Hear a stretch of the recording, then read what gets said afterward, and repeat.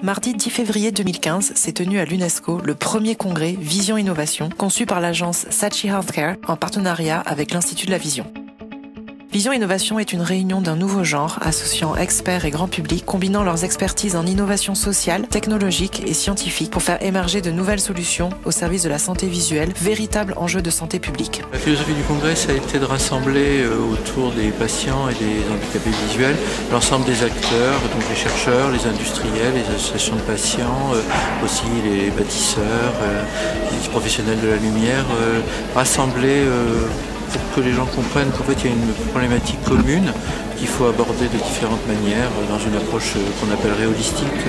L'originalité de Vision Innovation est de positionner le patient en tant qu'expert référent dans ses lieux de vie, combiner les efforts de la science et de la technologie pour améliorer la vue de chacun et de tous. Alors l'intérêt principal du congrès, c'est son ouverture vers des mondes différents. C'est-à-dire c'est pas juste un congrès scientifique, ophtalmo, etc., qui aurait leur intérêt, mais il y en a plein.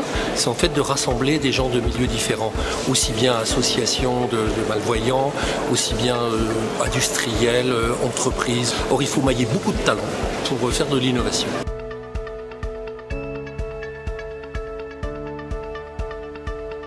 Sa philosophie intègre à la fois une vision humaniste, une vision humaine et puis une vision technologique très forte.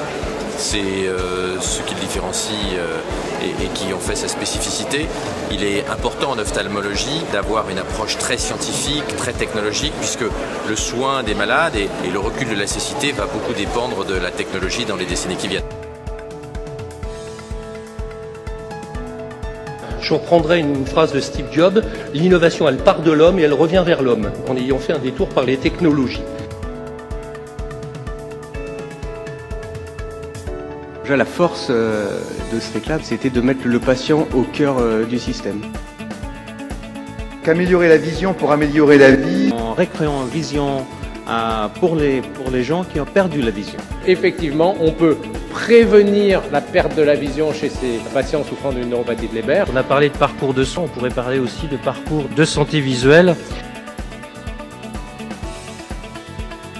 Si je devais repartir avec une seule chose aujourd'hui, je pense que je retiendrai surtout le fait qu'il y a beaucoup de choses positives, beaucoup d'espoir dans tout ce qu'on a vu aujourd'hui. Et voilà, j'ai l'impression que tous les acteurs ont envie d'aller dans ce sens-là et ont envie de créer quelque chose de très positif.